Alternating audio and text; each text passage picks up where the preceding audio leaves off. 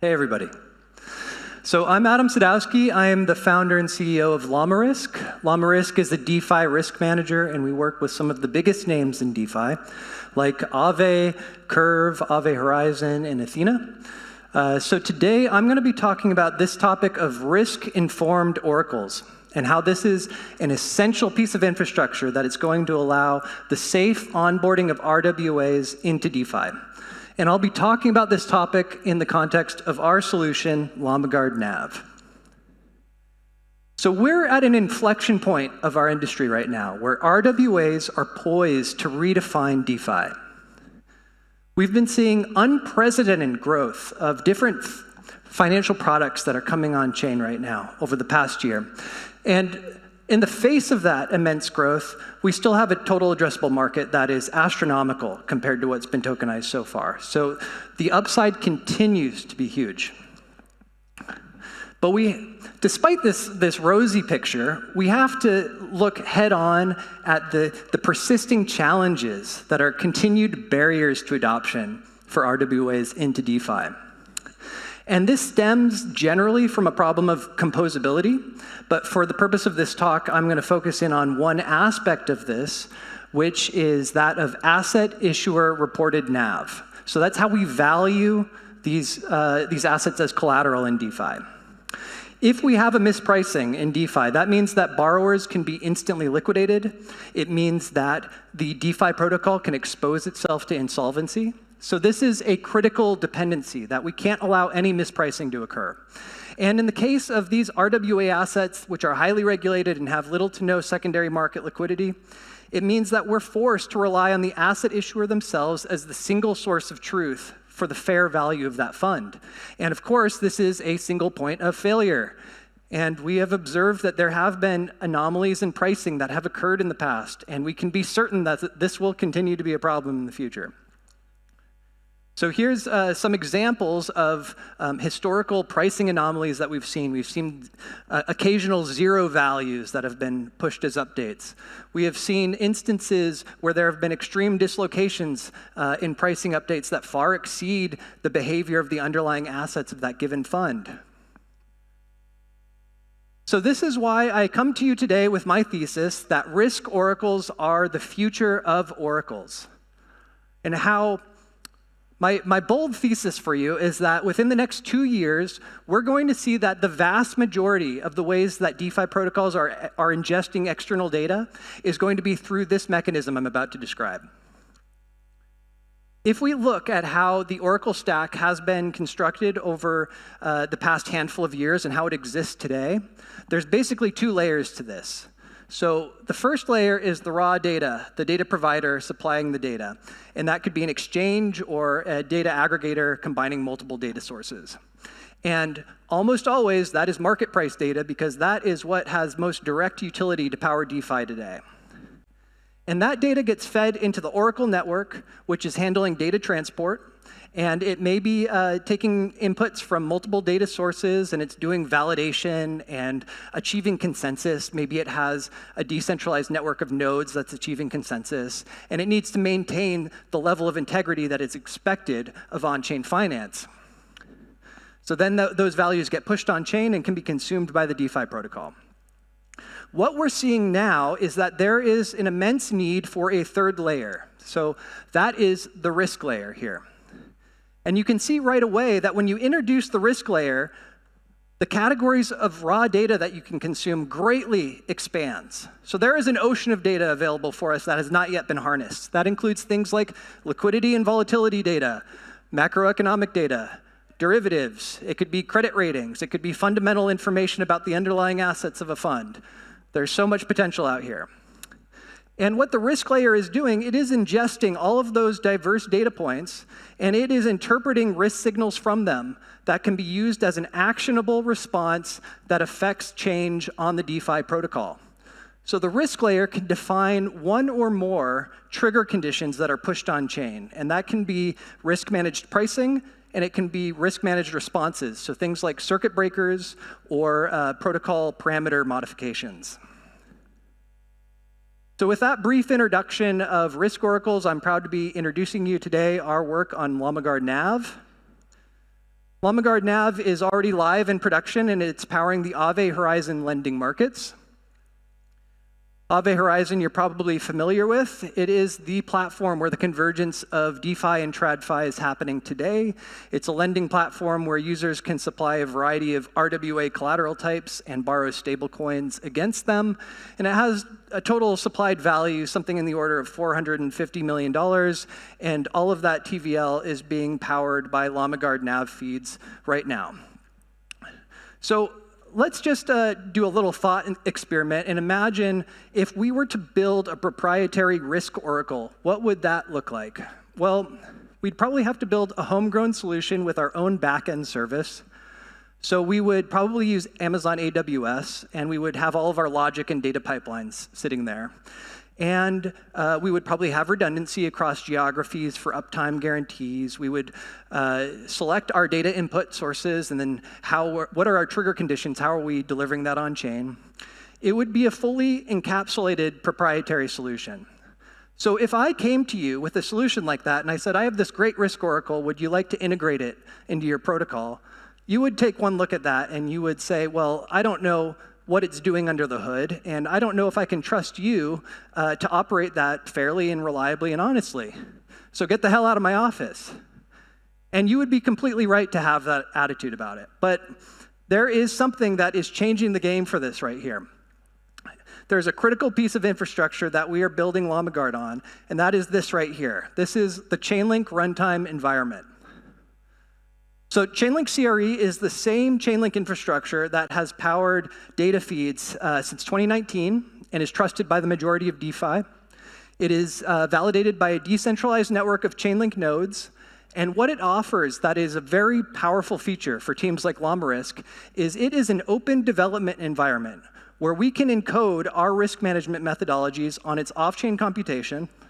We can have access to the vast ocean of data that is made available through the Chainlink IO network. We can distill that into an actionable way that can be used by the DeFi protocol. And what is the real paradigm shift of what we're able to accomplish with LlamaGuard built on Chainlink CRE is that for the first time ever, off-chain dependencies that DeFi protocols rely on to operate safely and reliably don't have to be delegated to a third-party service provider. The DeFi protocol itself actually has full transparency and control over the entire stack, on-chain and off-chain, from the integration to the logic that lives off-chain to all of the data sources that are encompassed in that solution. So this becomes an extension of the DeFi protocol to the off-chain environment. There is no other solution on the market that is offering this level of transparency and control to the DeFi protocol than what we can accomplish here. So let's look at what the actual architecture of LlamaGuard Nav looks like. We have two key inputs that we use. So firstly, we have, of course, the asset issuer reported Nav. And secondly, on chain, we have a parameter registry, and that has unique configurations depending on the underlying assets of the fund that we have a LlamaGuard Nav feed for. And those configurations are governing how the logic runs in CRE in the off-chain computation. So when we have those two pieces of input, we run a bounding logic within CRE, and that assigns an upper and a lower bound that are safe nav values. And if we receive a nav value that is outside of those upper or lower bounds, then we consider that an anomaly that requires risk management action. So one of two things can happen here.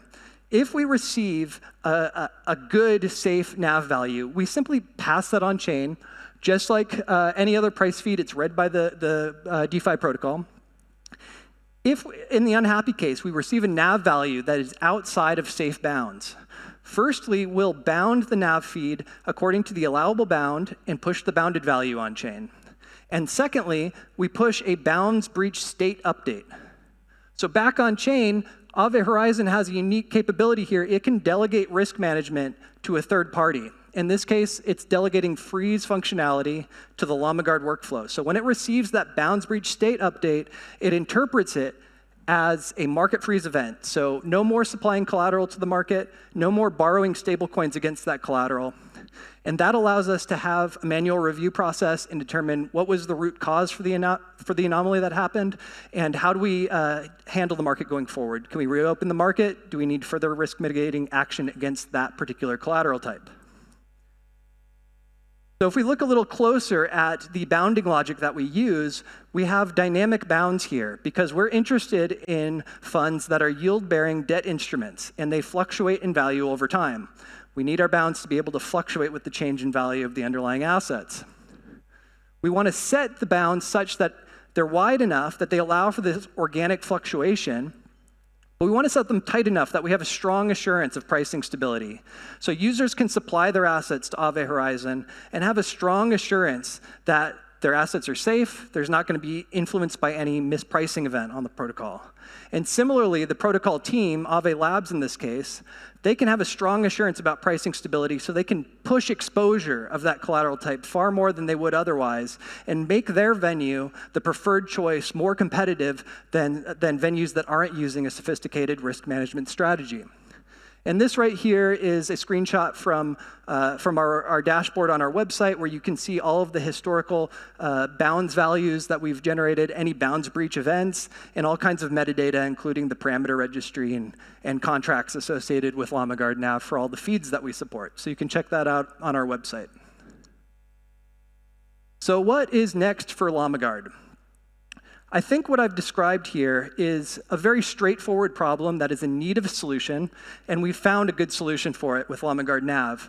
But actually, the LlamaGuard suite of tools is an expansive set of tools that are solving real bottlenecks in our industry. So those can be broken up into two major categories. Firstly, we're using LlamaGuard to create risk-managed price feeds. Like what we've done with LlamaGuard Nav, we want to onboard new categories of financial products into our industry. Things like equities, long-duration credit, commodities, custodial accounts. New types of, well, for our industry, new types of financial products that require knowledge about certain fundamental information about the underlying assets in order to generate risk signals that allow them to be safely onboarded into DeFi. And then over here, we have DeFi risk automations. So you can imagine that a DeFi lending platform like Aave, as it's growing, it could potentially have hundreds of assets across dozens of chains. So when you have a protocol that is scaling in breadth and in the amount of value it's securing, you need to have risk management that scales with that.